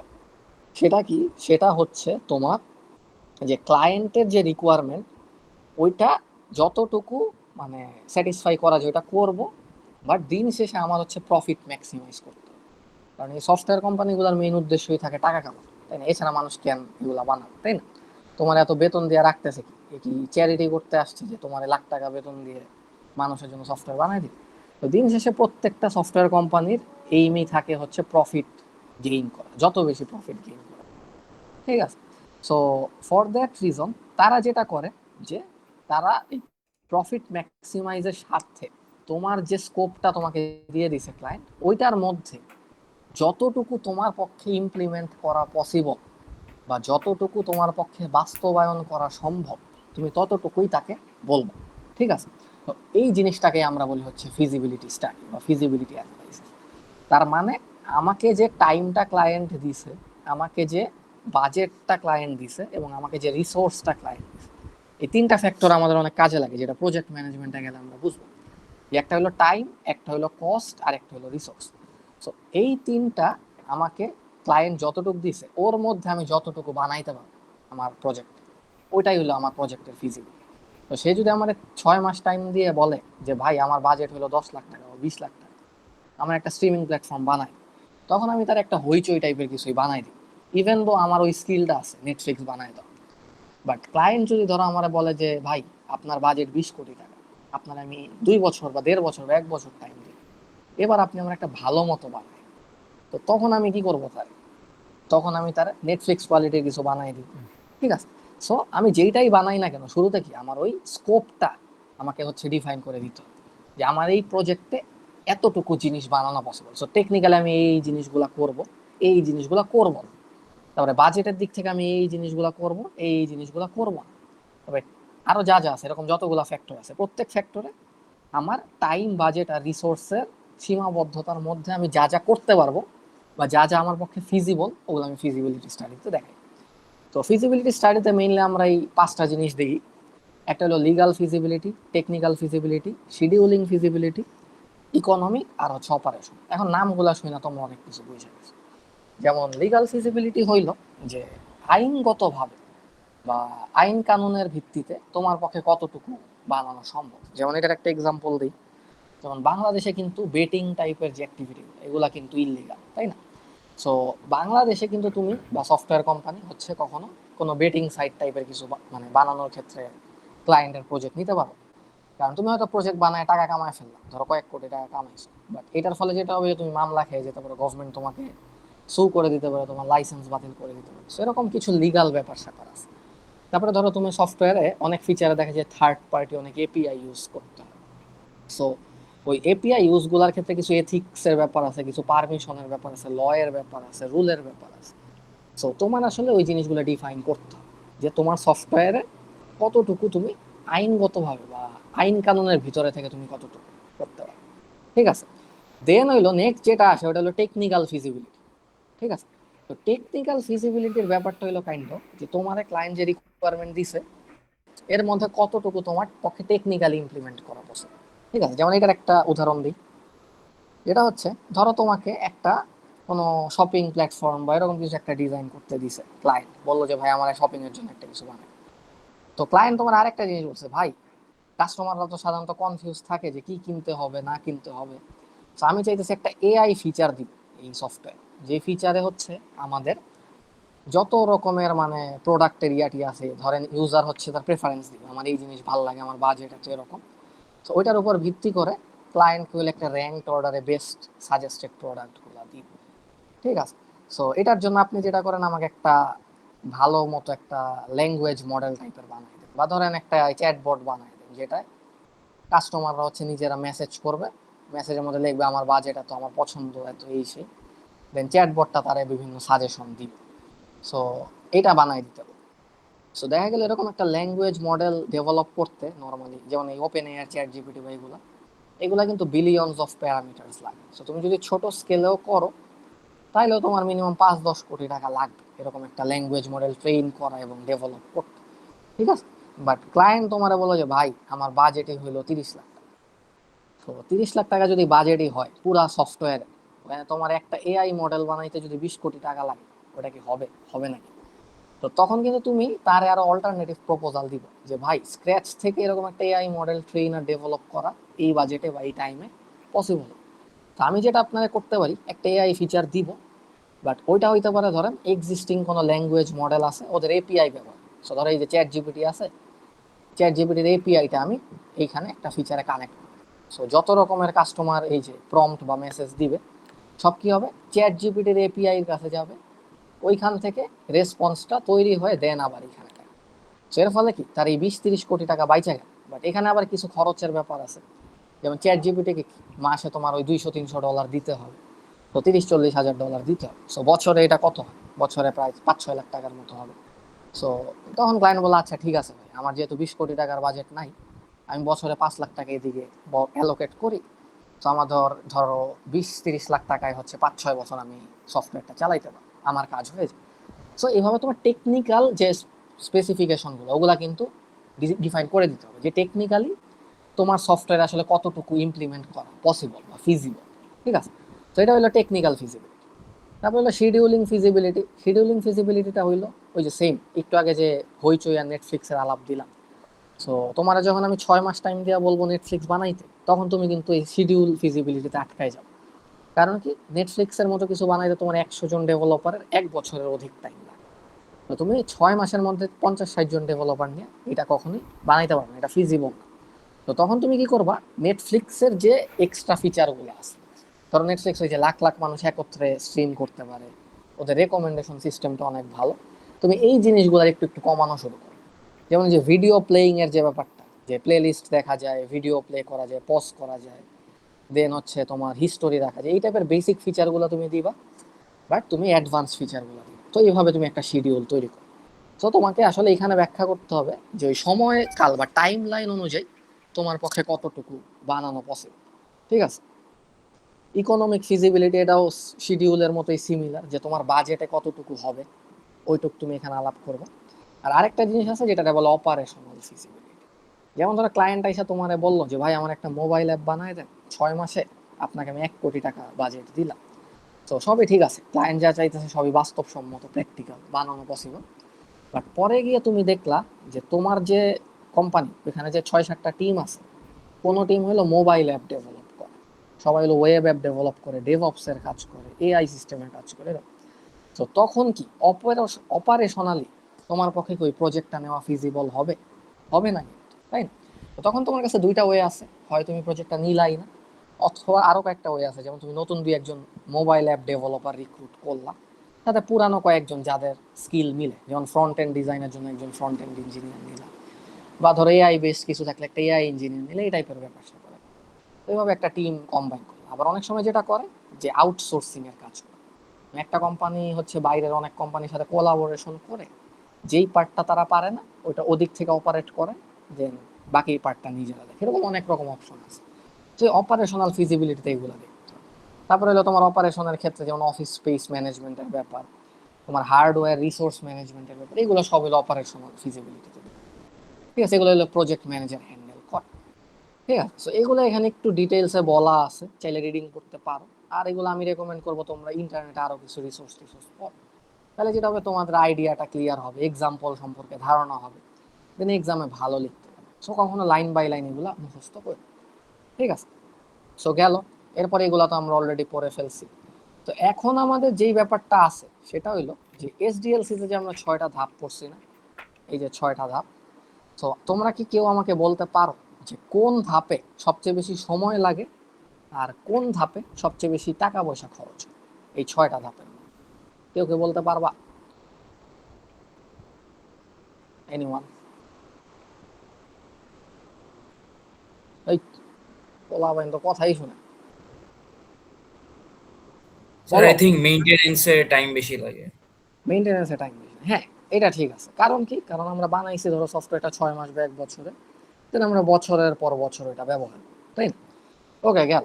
তো এরপরে দ্বিতীয় প্রশ্নের অ্যান্সার, যে কোনটায় খরচ সবচেয়ে বেশি লাগে, কেউ কি বলতে পারো? এনিওয়ান? অপশনগুলো আরেকবার দেখাবেন স্যার? অপশনগুলো হচ্ছে তোমার এই যে রিকোয়ারমেন্ট অ্যানালাইসিস, ডিজাইন, কোডিং বা ইমপ্লিমেন্টেশন, টেস্টিং, ডিপ্লয়মেন্ট আর মেইনটেনেন্স। আই থিঙ্ক স্যার ডিপ্লয়মেন্টে খরচ বেশি হয়। ওকে, আচ্ছা আমার মতে অ্যান্সারটা ভুল। ঠিক আছে, আর কেউ কি ট্রাই করতে টেস্টিং এ চাও? নেবে। টেস্টিং, ওকে এটাও। আচ্ছা যাই হোক, আমরা একবারে অ্যান্সারটা দেখি। স্যার মেইনটেনেন্সেই বেশি খরচ হওয়ার কথা। কেন হইতে পারে, তোমার কি মনে হয়? স্যার মেইনটেনেন্স করতেই বেশি টাইম লাগবে, আরো নতুন নতুন ইমপ্লিমেন্টেশন। ওকে ঠিক আছে, হ্যাঁ এটা একটা পয়েন্ট, বাট আরো কিছু পয়েন্ট আছে। আচ্ছা আগে আমরা স্ট্যাটিস্টিক্সটা একটু দেখি। ঠিক আছে, যে এইটা হইলো স্ট্যাটিস্টিক্স, ওকে। বাট এটাও কিছু বেশ কম আছে, যেমন নেটে তুমি যদি এই লেখাটা লিখে সার্চ দাও যে কস্ট অফ এসডিএলসি ফেজ, তো দেখবে এই ভ্যালুগুলো একটু কম বেশি থাকে। সো এগুলো যে একদম মানে কনস্ট্যান্ট ভ্যালু এটা কিন্তু না। যেমন এখানে এটা 67% দেওয়া, অনেকগুলাই দেখবা 56% দেওয়া, অনেকগুলাই দেখবা 61% দেওয়া, এরকম। বাট মোটা দাগে কথাটা হইলো যে মেইনটেনেন্সে আমাদের মোটামুটি 50 থেকে 65 বা 70%-এর মতো খরচ যায়। আর টাইম তো বেশি যায়, ওটা তো তোমরা বুঝো। এবার অ্যান্সার হইলো কেন। ঠিক আছে, তো কেনটা নিয়ে আমরা একটু 2-3 মিনিট আলাপ করি। সো কেনর অ্যান্সারটা হইলো যে তোমরা আমাকে কেউ বলো তো যে একটা সফটওয়্যার কোম্পানিতে একটা সফটওয়্যার বানানোতে সবচেয়ে বেশি খরচ কোন দিকে হয় বা কোন খাতে সবচেয়ে বেশি খরচ হয়, কেউ কি বলতে পারো? দেখি কে গেস করতে পারো এটা। স্যার কোডিং এ বা হচ্ছে কোডিংয়ে? মা এমপ্লয়ীদের মানে পে করার জন্য। ঠিক আছে, এই যে জায়গা মতো দিছো একদম। অ্যান্সারটা হইতেছে যে এমপ্লয়ীদের বেতন। কারণ এটা তো কোনো হার্ডওয়্যার কোম্পানি না যেখানে ধরো ম্যানুফ্যাকচার, মেশিন চালানো বা এগুলা নিয়ে কোনো ইয়া আছে। এখানে সবচেয়ে বড় খরচ কিন্তু হয় তোমার মেইনলি ডেভেলপারদের বেতন। যেমন ধর একটা এক্সাম্পল দিই, যে কথার কথা একটা সফটওয়্যার কোম্পানিতে 100 জন এমপ্লয়ি আছে, এবং ধরো হিসাবের সুবিধার্থে প্রত্যেকের মাসে বেতন হলো 1 লাখ টাকা। হ্যাঁ, যেন আমরা রাউন্ড ফিগার করতে পারি। তাইলে একটা কোম্পানির 1 মাসের বেতন কত হয়? 1 কোটি টাকা। তাহলে 12 মাসের বেতন কত হয়? 12 মাসের বেতন হয় 12 কোটি টাকা, তাই না? এখন ওই কোম্পানি যদি একটা অফিস স্পেস ভাড়া নেয়, তো অফিস স্পেস ভাড়া নেওয়াতে ধর একটা মানে বিল্ডিং এর একটা ফ্লোর ভাড়া। সো ধরো হাইয়েস্ট কত 2-3 লাখ টাকা মাসে ভাড়া হবে। সো ধরো আমি 12 মাসে ধরো 30 লাখ টাকা ভাড়া দেখলাম, হ্যাঁ। দেন কম্পিউটার গুলার কথা, কারণ সফটওয়্যার কোম্পানি তো কম্পিউটার বাদে আর কিছু নাই, ঠিক আছে। সো কম্পিউটার গুলার কথা ধরো এক একটা কম্পিউটার 1-1.5 লাখ টাকা করে হলে 100 জনের জন্য ধরো 120টা কম্পিউটারই লাগে। তো তুমি কি 1 কোটি টাকা দিয়ে হচ্ছে ফার্স্ট ওই 120টা কম্পিউটার কিন, বাট ওইটা কিন্তু তোমার মানে এক দিনের খরচ বা 1 বছরের খরচ এমন। ওই কম্পিউটার দিয়ে তুমি 10-12 বছর পার করে দিতে পারো, তাই না? এরপরে ধরো বছরে বছরে 2-3 লাখ টাকা মেইনটেনেন্স ফি বা আপডেট ফি বা কোনো কিছু নষ্ট হলে নতুন কেনার ফি এরকম লাগবে। বাট ওভারঅল ওই 1 কোটি টাকার যদি 10 বছরে ভাগ দাও, তাহলে কি 10 লাখ টাকা করে বছরে পাবে। তাহলে তোমার অফিস স্পেস ভাড়াতে গেল 30 লাখ, দেন তোমার হচ্ছে এইগুলাতে ধরো গেল 10-12 লাখ, আর অন্যান্য জিনিসপত্র আরো 5 লাখ ধরলাম, ঠিক আছে। তো তোমার ওইখানে গেছে 12-13 কোটি টাকা ডেভেলপারের বেতনে, আর এই সব মিলায় তোমার গেছে কত, প্রায় ধরো 50 লাখসের মতো। সো তোমার কি 90% বা তারও বেশি খরচ আসলে সফটওয়্যার কোম্পানির কিসে যায়, ডেভেলপারদের বেতনের পিছনে যায়, তাই না? সো তোমার আসলে এইটাই হইলো মেইন রিজন যে মেইনটেনেন্সে খরচ এত বেশি। কারণ কি, তুমি যখন একটা সফটওয়্যার বানায় ডেলিভার করে দিছো এবং তুমি ওই কোম্পানির সাথে একটা ডিল করছো যে তোমাদের ধরো 5 বছরের জন্য একটা মেইনটেনেন্স ডিল করছো, যে আপনার যত রকমের আপডেট লাগে, আপনার যত রকমের ধরেন এই যে বাগ ফিক্সিং লাগে, ইস্যু সলভিং লাগে, এগুলো সব আমাদের ডেভেলপাররা করে। সো ডেভেলপাররা এগুলো যেহেতু টাইম দিচ্ছে, তাহলে কি বেতন দিয়ে তাদের রাখা লাগতেছে। তো এর ফলে যেটা হয়, তোমার খরচটা কিন্তু মেইনলি ওই জায়গাতেই চলে যাচ্ছে, ঠিক আছে। সো এটাই হলো মেইন পয়েন্ট, যে মেইনটেনেন্সে সবচেয়ে বেশি খরচ হয়। আর ডিপ্লয়মেন্ট বলো বা কোডিং বলো, এই ধাপগুলোতে আসলে খুব বেশি খরচ যায়, টেস্টিং একটু বেশি যায়, এবং এই জিনিসটাও ভ্যারি করে। যেমন ছোট কোম্পানিগুলো টেস্টিং অত এফোর্ট দেয়, ওরা ধরো জাস্ট কিছু ইউনিট টেস্ট লেখা 2-1টা ইন্টিগ্রেশন টেস্ট করে ছেড়া দেয়। বাট বড় কোম্পানিগুলা একদম বুলেট প্রুফ বানানোর চেষ্টা করে ওদের অ্যাপ বা সফটওয়্যারগুলো। তো ওরা হলো টেস্টিং অনেক টাকা পয়সা সময় রিসোর্স ইনভেস্ট করে, ঠিক আছে। আর বাকি ধাপগুলাতে অবস্থা বুঝে এরকম আর কি, মানে কি বল, ডিপেন্ড করে। যেমন তোমার ইয়াটা যদি অনেক অ্যানালাইসিস হেভি হয় সফটওয়্যারটা, তখন এই রিকোয়ারমেন্টে 3%-এর জায়গায় 10% লাগতে পারে। আবার তোমার সফটওয়্যারটা যদি খুবই নর্মাল লেভেলের হয়, তাহলে কি তোমার এত ডিজাইন অ্যানালাইসিস এত দরকার নেই। তখন তো কোডিং এ তুমি মানে ইনভেস্ট করলেই হচ্ছে, তাই না? তো তখন দেখা যায় এইটাই বেশি খরচ। সেরকম এই জিনিসগুলো একটু ভ্যারি করে, but at the end of the day সবচেয়ে বেশি টাইম এফোর্ট কস্ট তোমার হচ্ছে মেইনটেনেন্সেই যায়। তো গেল এটা। সো এখানে এগুলো নিয়ে একটু বলা আছে, যেমন এই যে এসডিএলসিটা সফটওয়্যার ডেভেলপমেন্ট লাইফ সাইকেল, এই যে 6টা কাজ, এই 6টা কাজ অনেকভাবে করা যায়। যেমন একটা হইতেছে তোমার কি, একটা হইতেছে নর্মাল প্রসেস ওরিয়েন্টেড। তারপর তুমি যদি একটু এআই বেসড প্রজেক্টে কাজ করো, তাহলে এটা হচ্ছে ডেটা ওরিয়েন্টেড হয়। তারপর তোমরা কি ওপির একটা কোর্স করছো না? তো ওপির কোর্সগুলাই যেটা হয় যে অবজেক্ট ওরিয়েন্টেড প্রোগ্রামিং ফলো করে কাজটা করে। এভাবে কয়েকটা ওয়ে আছে, এগুলো আমরা সামনে একটু দেখবো। তো এগুলো নিয়ে আমরা খুবই শর্টে আলোচনা দিব, আর নেক্সট ক্লাসও আমরা হালকা একটু কিছু এই যে প্রোস কনস নিয়ে আলোচনা করব। আজকে জাস্ট আমরা এগুলা কি জিনিস এটা বলেই শেষ করে দিই, ঠিক আছে। সো আমাদের প্রথমেই যে ধাপটা না, এই ধাপটারে আমরা বলি হচ্ছে স্ট্রাকচার্ড ডেভেলপমেন্ট। মানে কি, এই ডেভেলপমেন্ট প্রসেসে আমরা এসডিএলসির যে ধাপগুলো আছে, মানে কি এই যে 6টা যে ধাপ আছে, এগুলার একটা সিস্টেমেটিক ওয়েতে অপারেট বা পারফর্ম করব। যেমন ধরো মানে নিয়মতান্ত্রিক একটা ওয়েতে স্টেপ বাই স্টেপ ফলো করবে। তো কোনো ফ্লেক্সিবিলিটি দিব আমরা ডেভেলপার বা যারা সফটওয়্যারটা বানাবে তাদের, ঠিক আছে। যেমন দেখি আমরা একটু একটা আলাপ করলেই হবে। যেমন যে ওয়াটারফল অ্যাপ্রোচটা এটা একটা ভালো উদাহরণ। এটা অনেক পুরান আমলের একটা অ্যাপ্রোচ, যেটা দিয়ে মানুষ আগে সফটওয়্যার বানাইতো। তো যেটা হইছে, এই যে আমাদের প্রথম ধাপটা কি ছিল, রিকোয়ারমেন্ট অ্যানালাইসিস। দেন দ্বিতীয় ধাপটা কি ছিল, আমাদের ডিজাইন। দেন আমাদের কি ছিল, কোডিং বা ইমপ্লিমেন্টেশন। দেন আমাদের কি ছিল, টেস্টিং। দেন ছিল আমাদের হচ্ছে ডিপ্লয়মেন্ট। আর লাস্টলি আমাদের যেটা ছিল ওইটা হলো মেইনটেনেন্স, ঠিক আছে। সো ওয়াটারফল অ্যাপ্রোচ আমাদেরকে বলে যে একটা ধাপ পুরাপুরি শেষ হওয়ার পরে আমরা হচ্ছে পরবর্তী ধাপে যাই।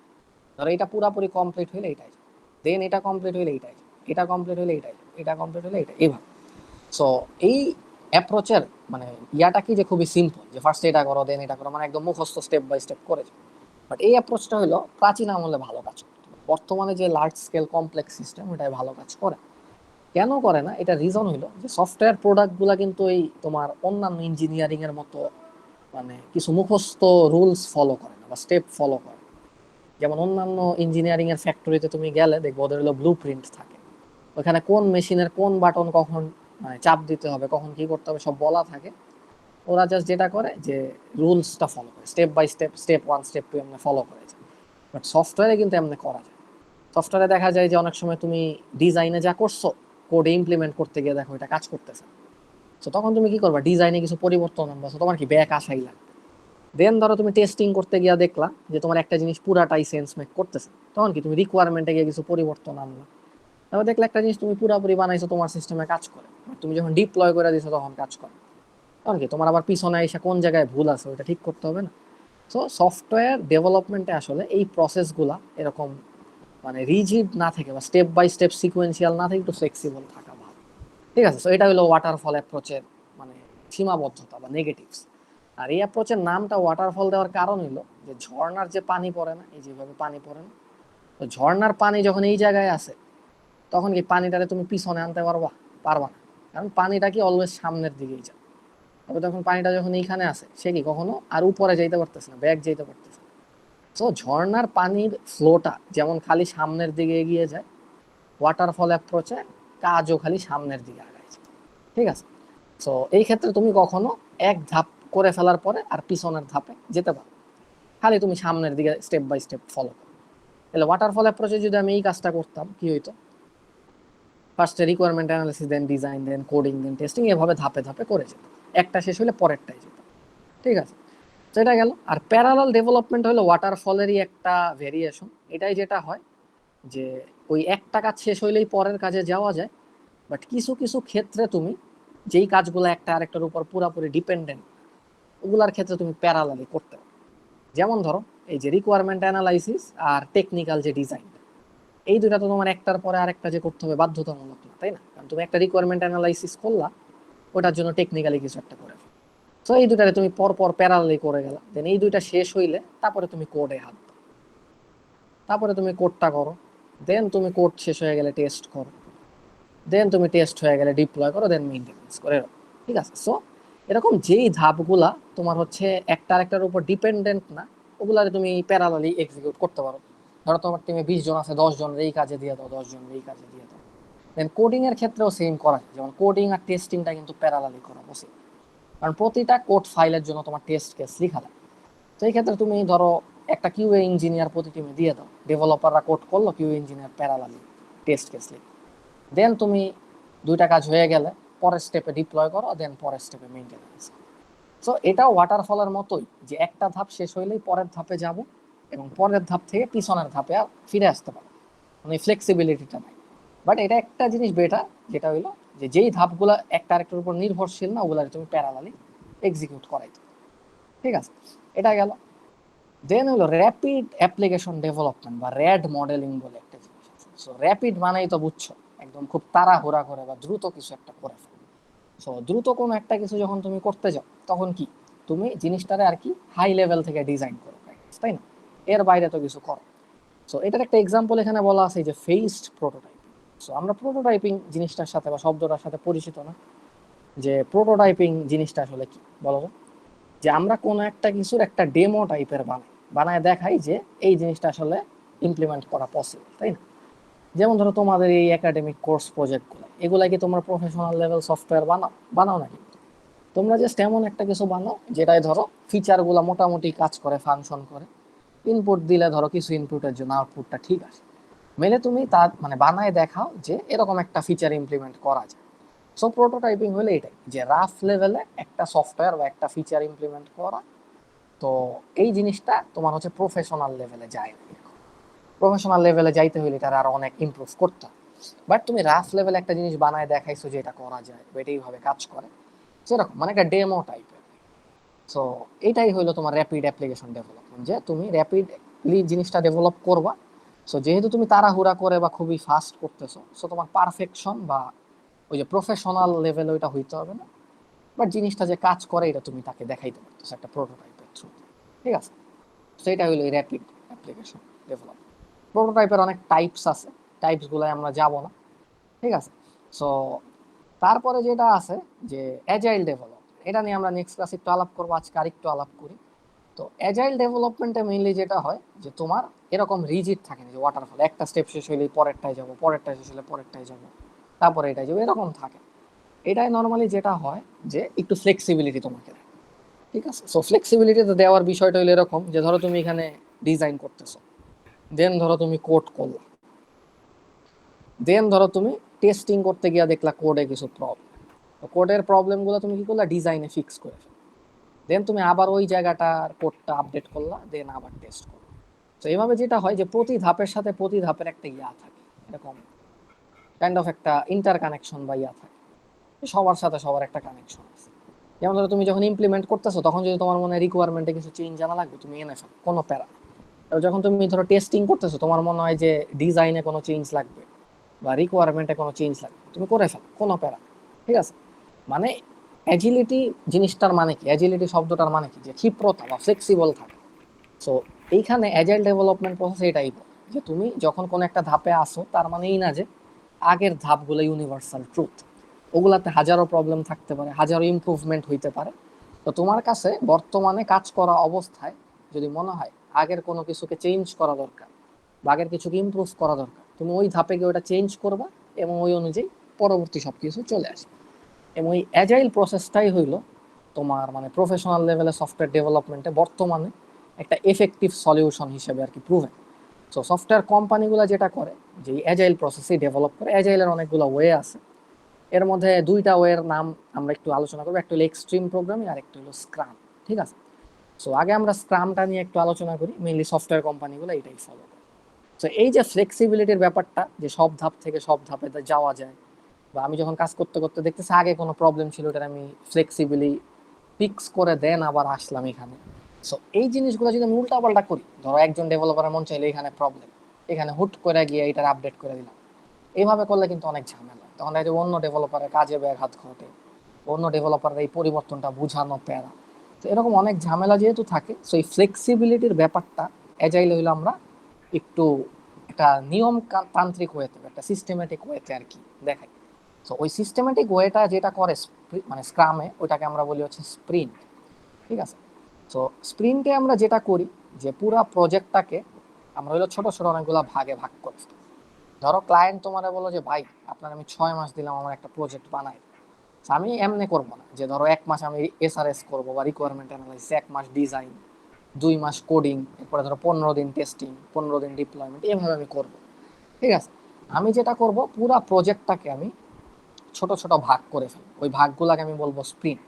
এবং এক একটা স্প্রিন্টের দৈর্ঘ্য থাকে হচ্ছে 2 থেকে 4 সপ্তাহ। তাহলে যেহেতু আমাকে সে 6 মাসের একটা ইয়া দিছে, আচ্ছা উইকস, ঠিক আছে। সো যেহেতু সে আমাকে একটা মানে 6 মাসের উইন্ডো দিছে পুরো প্রজেক্টটা বানাইতে, তো আমি যদি 2 সপ্তাহের স্প্রিন্টে ধরি, তাহলে আমি কি করব, আমি হচ্ছে টোটাল কয়টা মাসে, তাহলে আমার 2টা স্প্রিন্ট, তাহলে 6 মাসে কয়টা, 12টা স্প্রিন্ট। তো টোটাল পুরো প্রজেক্টের কাজটাকে আমি 12টা স্প্রিন্টে ভাগ করে ফেলি, ঠিক আছে। সো এইভাবে প্রতিটা স্প্রিন্টের ধাপে আমি যেটা করব, এই যে এসডিএলসির এই ফেজগুলো এক্সিকিউট করব। এবং কার জন্য করব, পুরা প্রজেক্টের জন্য না, পুরা প্রজেক্টের একটা ছোট অংশের জন্য, ঠিক আছে। এরকম ধরো আমার 12টা আর কি স্প্রিন্ট আছে। তো প্রতিটা স্প্রিন্টে আমি হচ্ছে এইরকম এই যে এসআরএস বানানো, ডিজাইন করা, কোড করা, টেস্ট করা, ডিপ্লয় করা, সবই করব বাট একটা ছোট অংশের জন্য। তো ধরো কথার কথা আমরা একটা ই কমার্স প্রজেক্ট বানাইতে দিয়েছি, তো আমি ধরো প্রথম স্প্রিন্টে ওইটার একটা পার্টের জন্য এই কাজটা, ধরো ওইটা হইতে পারে অথেন্টিকেশনের পার্ট, যে log in, sign up, register, এগুলোর পার্টটা। দেন দ্বিতীয় স্প্রিন্টে গিয়ে আমি কি করব, যে ধরো ওই যে কার্ট ম্যানেজমেন্টের একটা ব্যাপার আছে না, যে প্রোডাক্ট কার্টে অ্যাড করা, ডিসকাউন্ট দেওয়া, প্রোমো কোড দেওয়া, এগুলো ধরো আমি দ্বিতীয় স্প্রিন্টে করব। তৃতীয় স্প্রিন্টে ধরো আমি ওই যে মেনু দেখাটা বা ক্যাটালগ দেখার পার্টটা করবো, কয়টা প্রোডাক্ট আছে, কত টাকা দাম, এইসব। দেন 4 নম্বর স্প্রিন্টে ধরো আমি পেমেন্ট ম্যানেজমেন্টের কাজটা, ওইভাবে এক একটা স্প্রিন্টে এক একটা ছোট ছোট কাজ করবো। এখন তুমি তাহলে বলতে পারো যে এই স্প্রিন্টের কাজ শেষ হয়ে গেলে, তাইলে এইখানে যদি আমি পরে গিয়া দেখি কোনো প্রবলেম আছে, তো ওইটা আমি কখন ফিক্স করবো, কারণ এই স্প্রিন্ট তো আমার খালি অথেন্টিকেশনের জন্য দেওয়া। তো এমন কি হইতে পারে না অথেন্টিকেশনের কোড করতেছি, তখন কোন একটা ঝামেলা হিসাব বললো, তো তখন আমি এটা কি করবো, আমার এত ফ্লেক্সিবিলিটি দিতেছি না, কারণ অথেন্টিকেশন তো এখানে দাও। তো অ্যান্সারটা হইলো এটার জন্য একটা ব্যবস্থা আছে, সেটা হইলো যে প্রতিটা স্প্রিন্টে একটা সুনির্দিষ্ট অংশ বরাদ্দ থাকে, যেটার আমরা বলি হচ্ছে স্প্রিন্ট রেট্রোস্পেক্টিভ, ঠিক আছে। এগুলো কিন্তু তোমরা যখন ওই 495 কোর্সটা করবা প্রজেক্ট ম্যানেজমেন্ট, ওখানে অনেক ডিটেলসে শিখ, আমি জাস্ট হালকা উপর উপর দেবো। তো স্প্রিন্ট রেট্রোস্পেক্টিভে মেইনলি যেটা করা হয়, আগের স্প্রিন্টের একটা ইভালুয়েশন টাইপের করা হয়, যেখানে সবাই দেখে ওটা কি ঠিক মতো কাজ করতেছে, ওটা কি কি প্রবলেম আছে, ওটা কি কি বেটার করা যায়, কোন কোন জায়গায় ইমপ্রুভমেন্ট লাগবে। তো দেখা যায় 2 সপ্তাহ স্প্রিন্টে 2 থেকে 3 দিন ওইটার পিছনে। তো এখানে তুমি যেটা করবা যে পূর্ববর্তী স্প্রিন্টের এই রেট্রোস্পেক্টিভ আলোচনা করো যে কোনো ঝামেলা আছে। সো এটা একটা বিষয়। আর বাকি যে টাইমটা, ধরো বাকি যে 10-12 দিন আছে, ওইটাই তুমি কি এই কাজগুলাই করতেছো না পরপর, এই যে ধরো এসআরএস, তারপর ডিজাইন, কোডিং, টেস্টিং, ডিপ্লয়মেন্ট, এগুলাই করতেছো না? তো এগুলাই করবা, বাট এগুলাতেও তোমাকে ওই ফ্লেক্সিবিলিটিটা দেওয়া। তোমার কাছে যদি মনে হয় যে কোডিং করতে গিয়ে ডিজাইনে প্রবলেম আছে, তুমি ব্যাক এন্ড ফোর্থ চাও, তুমি ডিজাইনে গিয়ে ওই জিনিসটা আপডেট করো, দেন তুমি আবার এখানে এসে কোডিং করো। সো ওই ব্যাক এন্ড ফোর্থ এই কাজটা করো। সো এর ফলে যদি তোমার এমন হয় যে 2 সপ্তাহের মধ্যে ওই ফিচারটা ইমপ্লিমেন্ট করা শেষ হচ্ছে না, বরং আরো এক্সট্রা টাইম লাগবে, তখন যেটা করা হয় যে পরবর্তী স্প্রিন্টটাকে একটু পিছায় দেওয়া। যেমন ধরো এই স্প্রিন্টটা শুরু করার কথা ধরো জুনের 5 তারিখে, আর তুমি গিয়া দেখলা যে এই স্প্রিন্টের কাজ শেষ হয়, তখন এইটাতে তোমার হচ্ছে 1 উইক এক্সট্রা দেওয়া হয়। তো এইটা জুনের 5-এর জায়গায় 12 তারিখে শুরু, ঠিক আছে, এরকম আর কি ব্যাপার। তো স্প্রিন্টে অনেক ফ্লেক্সিবিলিটি আছে, এগুলো অ্যাডজাস্টমেন্ট, এবং এর জন্য অনেক সফটওয়্যার আছে, প্রজেক্ট ম্যানেজাররা এগুলো হ্যান্ডেল করে। বাট এর মানে এই না যে বারবার তুমি মন চাইলে ডিলে করতে পারতো। দিন শেষে তোমার ওই 6 মাসের ডেডলাইন মিট করতে হবে, ঠিক আছে। তুমি 100% কাজ না করলেও অ্যাটলিস্ট 90% কাজ তোমার জমা দিতে হবে এর মধ্যে, ঠিক আছে। সো এটা গেল। সো লাস্ট আমাদের একটা জিনিস আলোচনা আছে, ওটা হলো এক্সট্রিম প্রোগ্রাম। এটা বললে আমাদের আজকে পড়া শেষ। তো এক্সট্রিম প্রোগ্রামিং এ যেই জিনিসটা হয়, যে নাম শুনে বুঝতে পারতেছি যে এক্সট্রিম ব্যাপার সেটা, তাই না? সো এক্সট্রিম প্রোগ্রামিংও হচ্ছে অ্যাজাইল প্রসেসই, মানে একটু ফ্লেক্সিবিলিটি তোমারে দিবে। বাট এইটা সাধারণত একটু কমপ্লেক্স সফটওয়্যার সিস্টেমের জন্য করা হয় আর কি। যেমন ধরো একটা কমপ্লেক্স অ্যালগোরিদম ডিজাইন করবা, কমপ্লেক্স ফিচার ডিজাইন করবা, বা কমপ্লেক্স কাজ করবা। যেমন ধরো যে তোমরা অনেকে হচ্ছে প্রোগ্রামিং কন্টেস্ট করছো বা করতে দেখছো, আশা করি করছোই, না করলে তো ভবিষ্যৎ অন্ধকার। সো প্রোগ্রামিং কন্টেস্ট গুলা দেখো না কি করে, যে 3 জন বা 4 জনের টিম থাকে, বাট ওই অনসাইট কন্টেস্টে কি থাকে, যে একটা কম্পিউটার দেওয়া হয় প্রতি টিমকে। সো প্রসেসটা কি থাকে, যে একটা কম্পিউটারে কোড করতে হয়। তো 3-4 জন ডেভেলপার কি করে একত্রে বসে অ্যানালাইসিস করে, অ্যালগোরিদমটা ডিজাইন করে, প্রবলেমের সলিউশনটা চিন্তা করে, দেন একটা পিসিতে হলো কাজটা করে, ঠিক আছে। সো এই এখন আবার কি আসে, নাকি অনেক আগেই আসতো। সো ওই যে যেটা বলতেছিলাম, যে তোমার হচ্ছে একটা কম্পিউটারে তারা পুরা কমপ্লেক্স বা জটিল প্রসেসটা একত্রে সলভ করে। তো এটার পিছনে কিন্তু একটা কারণ আছে, কেন প্রোগ্রামিং কন্টেস্ট এরকম 4টা-5টা পিসি দেয় না, তাহলে তো সবাই ইন্ডিভিজুয়ালি করতো। কারণ এই টাইপের কন্টেস্ট গুলাতে যে প্রবলেম সেট দেওয়া হয়, ওটা এক্সপেক্টই করা হয় যে মাল্টিপল পিপল একত্রে মিলে সলভ করবে, ডিফিকাল্টিটাই অমনি সেট করা হয়, যেন ইন্ডিভিজুয়াল পার্সন মানে সলভ করতে না পারে। তো এই ক্ষেত্রে যেটা হয়, যে তুমি একত্রে বসে ডিসকাস করে চিন্তা ভাবনা করে এক একজন এক এক পার্টি চিন্তা করে, যেমন এক একজন এক এক পার্টির স্ট্রেংথ থাকে, সো সবাই মিলে একটা জটিল প্রবলেম সলভ করে। সো তারপরে কি করে একই পিসিতে করতাম, কারণ যদি সবাই এক একজন এক এক পার্ট এক এক জায়গায় করতে, দেখা যেত দিন শেষে অ্যালগরিদম অনেক ঝামেলা হইতো। সো এক্সট্রিম প্রোগ্রামিংও মেনলি ওই কাজটাই করে। ধরো একটা জটিল ফিচার বা জটিল একটা অ্যালগরিদম তোমার ডিজাইন করতে হবে, তো তখন যেটা করা হয় যে সফটওয়্যার ইঞ্জিনিয়ার গুলোর একটা কম্পিউটারের মধ্যে বসায় দেওয়া হয়। সো একটা কম্পিউটারের মধ্যে বসায় দেয়, এবং তারা কি করে সবাই মিলে আলাপ আলোচনা করে, ডিসকাস করে, অনেক চিন্তা ভাবনা করে, রিসার্চ করে, দেন একত্রে বসে একটা পিসিতে ওই সলিউশনটা ইমপ্লিমেন্ট করে। তো এটা করার কারণ হলো, তুমি যদি এই জিনিসটাই 4-5 জনের দিতা ভাগ ভাগ করে, ধরো একটা ফিচারের ধরো প্রথম 20% ধরো ডেভেলপার এ রে দিলা, বাকি 20% ডেভেলপার বি, লাস্টের 20% ডেভেলপার ই, এরকম দিলে যেটা হইতো, ওরা হয়তো ওইটুক করতো, বাট ওরা ওইটুক যখন করতো বাকি 80%-এর চিন্তা ভাবনা ওরা করতো। সো দেখা যায় তো ওই 20%-এর জন্য বাকি সব জায়গায় অনেক ঘাপলা বা ঝামেলা তৈরি হচ্ছে। সো এটা একটা খুবই সিরিয়াস প্রবলেম। সো তখন দেখা যায় তো ওই ঝামেলা সলভ করতেই, এটা ইমপ্লিমেন্টে লাগছে 7 দিন, ওই ঝামেলা সলভ করতে লাগতো 2 মাস। সেই কারণে এরকম কমপ্লিকেটেড বা একটু টাফ প্রবলেম গুলার ক্ষেত্রে এই অ্যাপ্রোচটা ফলো করে, যেটা এক্সট্রিম প্রোগ্রামিং বা এক্সপি বলি, ঠিক আছে। তো এক্সট্রিম প্রোগ্রামিং এ যেটা করে, যে তোমার একটা কমপ্লেক্স প্রবলেম সলভ করতে দেয়, ওটা অনেকগুলা ডেভেলপার একসাথে বসে একটা পিসিতে সলভ করে, এবং আলাপ আলোচনার থ্রুতে মিউচুয়ালি সলভ করে, এক একজন এক এক পার্ট করতে গিয়ে ঝামেলাটা বাড়ায়, ঠিক আছে। সো এই টেবিলে হচ্ছে তোমার একটা ইয়া আছে, যে কোন অ্যাপ্রোচটা কিসের জন্য ভালো কিসের জন্য খারাপ, এই যে এখানে বলা আছে যে কোন কেসে কোনটা ভালো কাজ করে। আর এখানে দেখো প্রোটোটাইপিং এর আরেকটা জিনিস বলা আছে, যেটা হলো থ্রো অ্যাওয়ে প্রোটোটাইপিং। তো থ্রো অ্যাওয়ে প্রোটোটাইপিংটা হলো নর্মাল প্রোটোটাইপিং এর মতো। অনেক সময় যেটা থাকে, যে তুমি যে তোমার কোর্স প্রজেক্টে প্রোটোটাইপ বানাও, তারপরে তুমি কি করো, এটারে কি ধাপে ধাপে তুমি হচ্ছে কি করো, ইমপ্রুভ করো, তাই না? ধরো তুমি কোর্স প্রজেক্ট শেষে দেখাই দিলা তারপরে তুমি ভাবলা যে নেক্সট 2 মাসে আমি প্রজেক্টটা একটু বেটার, তো তুমি ফেজ বাই ফেজ এই জিনিসটারে বেটার করছো, তো ওইটারে বলে ফেজড প্রোটোটাইপ। আর ধরো তুমি একটা ডেমো বা প্রোটোটাইপ বানাইলা কোর্স প্রজেক্টে, তোমার মার্কস পাওয়া হয়ে গেছে, তুমি ফালাই দিলে, এটা তোমার কোনো ব্যবহার নাই, সো তুমি এটাকে থ্রো অ্যাওয়ে করে দিচ্ছ, সো ওইটারে বলে থ্রো অ্যাওয়ে প্রোটোটাইপ। তো থ্রো অ্যাওয়ে প্রোটোটাইপিং এর কাজ হইলো মেইনলি যে তোমার একবার বানায় তুমি যদি দেখো জিনিসটা কাজ করে, এরপরে আর ওইটা নিয়ে চিন্তা ভাবনা করো, ওইটা আর কোনোদিন তোমার মাথা ব্যথা হবে, ওটা ফালাই দিও। আর ফেস প্রোটোটাইপিং হলে এরকম একটা ডেমো বানাইছো, পরে ওইটাকে তুমি ধাপে ধাপে ইমপ্রুভ করছো, ঠিক আছে। সো এটা, আর এই টেবিলটায় কিছু প্রবলেম আছে, দুই একটা জিনিস একটু ভুল দেওয়া আছে। সো আমি তোমাদের মেইনলি আজকে টাস্ক হিসেবে দিব যে এইটা তোমরা একটু পড়বা, দেন তোমরা নিজেরা একটু চিন্তা করবা যে কোন জায়গাগুলোতে ভুল থাকার পসিবিলিটি আছে। একটা না দুইটা ভুল আছে আমার যতটুকু মনে হয়, বাকি সব ঠিক, ঠিক আছে। সো ওইটা নেক্সট দিন আমি জিজ্ঞেস করবো যে ধরতে পারো কি। ওকে। আর এরপরে কিছু বাংলা সমাজ বইয়ের জিনিসপাতি আছে, যে সিস্টেম অ্যানালিস্ট যারা, এই যে আমরা যে সিস্টেম ডিজাইন, আর্কিটেকচার ডিজাইন এগুলো করতেছি, তাদের কিছু বৈশিষ্ট্য থাকলে ভালো, যেমন এগুলো তো খুবই বাংলা, ওই যে সমাজ বইয়ের মতো। তাদের ভালো কমিউনিকেশন স্কিল বা ইন্টারপার্সোনাল স্কিল থাকতে হবে, টেকনিক্যালি তাদের সলিড হইতে হবে, তাদের ম্যানেজমেন্ট স্কিল ভালো হইতে হবে, কারণ তুমি ওই রোলে গেলে তোমার আসলে ম্যানেজার টাইপের রোলে যেতে হবে, যেমন প্রজেক্ট ম্যানেজার, টেকনিক্যাল লিড, এগুলো তো তোমার ওদিক থেকে ভালো হতে হবে, অ্যানালাইটিক্যাল অ্যাবিলিটি ভালো থাকতে হবে। সেই কারণে দেখবা যে যারা একটু টপ লেভেলে যায় ইন্ডাস্ট্রিতে, এটা সাধারণত খালি কোডিং এর দিক থেকে ভালো হয়, ইভেন কোডিং এ তুমি উইক হইলেও প্যারা, তোমার অন্য দিক থেকে এই জিনিসটা ভালো করতে হবে, যেমন ডিজাইন স্কিল ভালো করো, কমিউনিকেশন ভালো করো, দেন তোমার ম্যানেজমেন্ট স্কিল বাড়াও। এই কারণে দেখো ওই যে বড় বড় এই গুগল, মাইক্রোসফট এইসব জায়গায় সিইও বা বড় বড় পোস্টে দেখা যায় টেকনিক্যাল পিপল যেমন থাকে, নন টেকনিক্যাল পিপল আরো বেশি থাকে, তাই না? তো দেখা যায় তারা হালকা পাতলা কোডিং এর নলেজটা বুঝে, তাদের মাথায় বুদ্ধি শুদ্ধি ভালো, আর তারা বাকি সব দিকে অনেক ভালো, যে কমিউনিকেশন, ম্যানেজমেন্ট, এগুলো। তো এগুলো একটু রিডিং পড়ো। এই হচ্ছে মোটামুটি সামারি, আর এই হচ্ছে আমাদের স্লাইড। সো এইটুকুই আজকে আমাদের পড়ালেখা। কারো কি কোনো কোয়েশ্চেন আছে? স্যার স্লাইডটা দিয়ে দিলে হ্যাঁ, ভালো। স্লাইডটা আমি এখন ক্লাস শেষে আপলোড করে দিচ্ছি। আর তোমাদের কোনো সেকশনের কি কালকে ল্যাব আছে? স্যার আমাদের লেবাস। ওকে, হ্যাঁ, তো তোমাদের কিন্তু একটা টাস্ক আছে, এবং ওইটাই কিন্তু মার্কিং আছে, ওটা ক্লাসরুমে পোস্ট করা আছে, ওই যে গ্রুপ ফর্ম করে কোন টিম কোন প্রজেক্টে কাজ করবা, এটা হচ্ছে আমাকে একটা ব্রিফ দিবা, ঠিক আছে?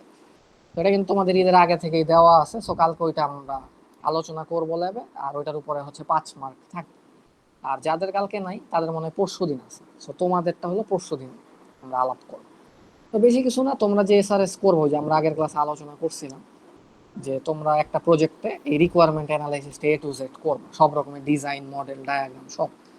সো ওটার জন্য তোমরা কি টাইপের একটা প্রজেক্ট মানে চুজ করবা, ওটা আমরা ডিসকাস করব। দেন কি কি ফিচার থাকবে ওটা ডিসকাস করবো, আর লাস্টলি হচ্ছে আরো কিছু ইমপ্রুভমেন্ট সাজেশন আমরা দিই, ঠিক আছে? মানে আমরা একসাথে আলাপ আলোচনা করব। সো এইটাই হলো আমাদের নেক্সট দিনের প্ল্যান। সো কালকে তোমরা হচ্ছে এটা একটু রেডি করে আয় না, টিমের ইনফরমেশনগুলো এক্সেলে একটু দিয়ে দিই। তোমাদের যেহেতু 33 জন, সো টিম সাইজও বলে দিছি হাইয়েস্ট 5 বা 6 জনের হবে, তো আমাকে ওই ডেটাটা দিয়ে দিই, ঠিক আছে? সো এই মোটামুটি আজকে আমাদের পড়ালেখা, কালকে তাইলে তোমাদের সাথে দেখা হবে, ঠিক আছে? আর কারো কোনো প্রশ্ন আছে? না থাকলে